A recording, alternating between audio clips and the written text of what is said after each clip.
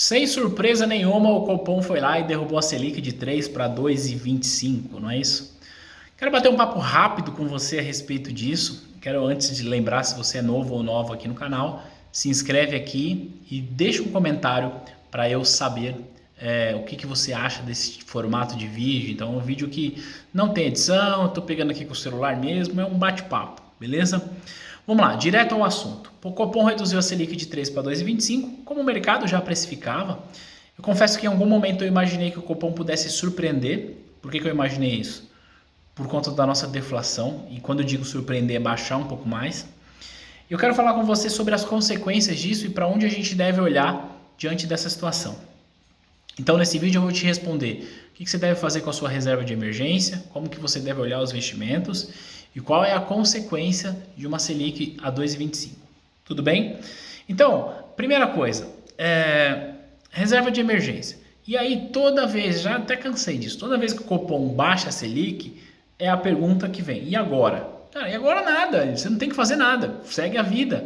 Por que eu estou falando isso? Porque todo mundo agora vai, não, agora que a Selic caiu de 3 para 2,25, eu vou... O que você vai fazer, cara? Não tem o que fazer. Já estava baixo, está mais baixo ainda, beleza? O que eu faço com a minha reserva de emergência? Nada. Reserva de emergência é reserva de emergência. É para te dar liquidez, não é para te trazer rentabilidade. É isso. Você vai deixar na caderneta de poupança, você vai deixar num CDB, CDI 100%, DI com liquidez diária, você vai deixar no Tesouro Selic, você vai deixar num fundo simples com taxa de administração zerada, é isso que você vai fazer, tá bom? Não tem muito mistério aqui. Mas aí você vai falar assim, mas peraí, Thiago, como assim? Para um pouquinho. Reserva de emergência é para te dar liquidez. Você vai falar assim, Thiago, eu não quero ganhar 2,25, 2,15, né? Que o CDI vai cair para 2,15. Eu não quero ganhar 2,15 ao ano. Tá, eu quero ganhar 2,25, 2,35. Que diferença que isso vai fazer? Então, a nossa decisão de investimento, ela tem que ser uma decisão de investimento inteligente. A energia que você vai gastar para fazer essa alocação dinâmica aí com a sua reserva de emergência compensa ponto 10, ponto 15 de diferença? Se você tiver uma reserva de emergência de alguns milhões, talvez sim. Mas reserva de emergência, pelo que eu sei, não é de alguns milhões, certo? Então esse é o ponto, não tem muito o que fazer. Outro ponto, olha para o ganho real. Pelo amor de Deus, vamos olhar para o ganho real. Inflação caiu mês passado, fiz até uma conta aqui, com a Selic a 2,15 e a inflação de 0,38 que teve em maio, significa um ganho real de 0,57 ao mês. Se a gente fizer uma capitalização simples aqui, vai dar quase 7% ao ano, tá? De ganho real. Claro, não dá para se esperar que a inflação vai ser assim. E aí, falando sobre inflação, vamos para o próximo tópico. A taxa Selic baixa é bom? Claro que é, porque deixa o dinheiro mais barato. Não só para a gente tomar crédito de consumo, que já está ruim o mercado de crédito de consumo, porque as pessoas estão demandando menos e porque os bancos subiram muito a régua para emprestar em função do risco. Então o crédito de consumo está ruim. Mas o crédito de investimento fica mais acessível. Eu estou querendo dizer o seguinte, cara, uma empresa ela vai ter como custo de capital de terceiro 2% ao ano. Então eu vou emitir uma debênture aqui para construir sei lá o que e eu vou pagar 2,5% ao ano. Então isso incentiva o investimento produtivo e isso é bom, tá? Qual que é o problema de uma Selic de 2,5 olhando para o Brasil?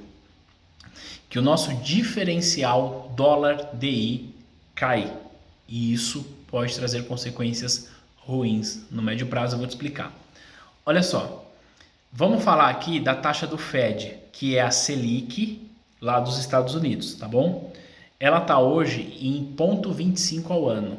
A nossa Selic agora está em 2,25 ao ano. Eu vou trabalhar com a Selic meta só para facilitar a nossa conta. Fechado? Pensa na cabeça de um investidor estrangeiro. O cara tem lá alguns milhões de dólares para investir. Ele pensa assim, bom, se eu colocar dinheiro aqui nos Estados Unidos, é moeda forte, dólar, é a economia mais segura do mundo e eu vou ganhar 0,25% ao ano, tá? Se eu colocar lá no Brasil, Primeiro eu tenho que converter para real. Cara, eu nem sei o que é real, eu nem sei que lugar que aceita real. Só o Brasil aceita real. Não é uma moeda forte, é uma moeda fraca. Segundo, que o Brasil é um país que, cara, eu não sei o que acontece lá naquele país. A gente tá no meio de uma pandemia, os caras nem ministro da saúde tem, eu não sei o que tá rolando lá. Enfim, tô falando aqui de problemas políticos. Terceiro, vale a pena eu colocar meu dinheiro em moeda fraca e me expor ao risco Brasil para ganhar 2% a mais do que eu ganharia deixando nos Estados Unidos e ficando suave? E aqui é a mesma conta que eu fiz agora há pouco. Falei, pô, será que vale o trabalho de você tirar de um produto que paga 2,15 para ir para um que paga 2,30? É basicamente a mesma conta. Tá? Então, quando a gente olha, esse diferencial de taxa diminui, o que na prática significa dizer que a gente vai ter uma redução de capital estrangeiro aqui no Brasil. E isso, consequentemente, diminui nosso acesso à moeda estrangeira.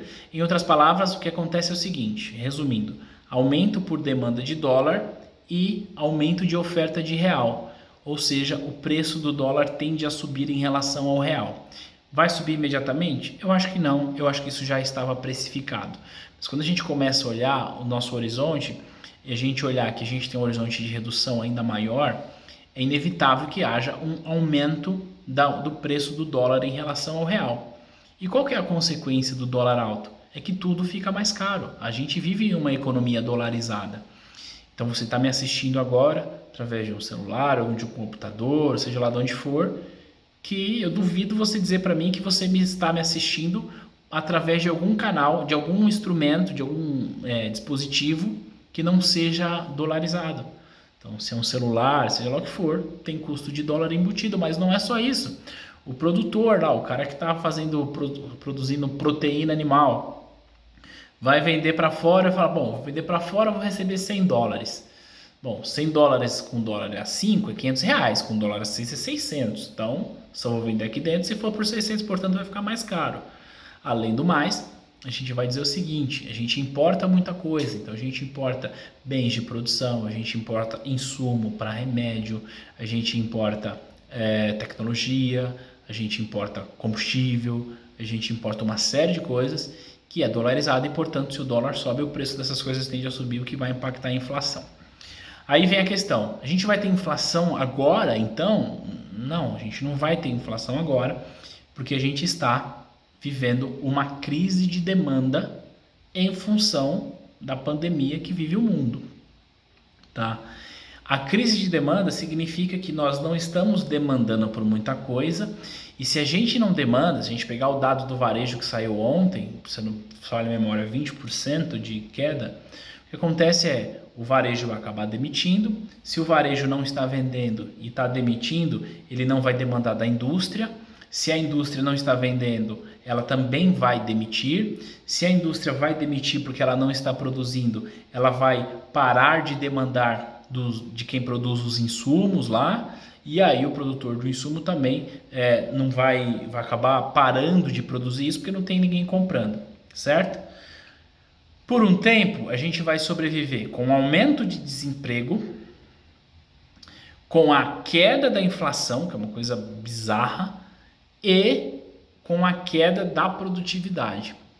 No entanto, na hora que a gente começar a retomar essa economia, que eu não sei se virá tão cedo, o que vai acontecer é o seguinte, a gente vai estar com os estoques baixos, porque a gente parou de produzir, e a gente vai estar com o dólar alto, ou seja, a gente vai começar a olhar para a inflação de novo. Tá?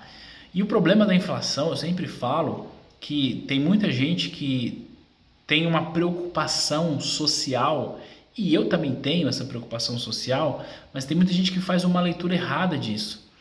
Porque assim, quem mais sofre com a inflação é o pobre, é o cara que ganha lá um salário mínimo, é o cara que não tem nenhum celular para assistir este vídeo. Tá?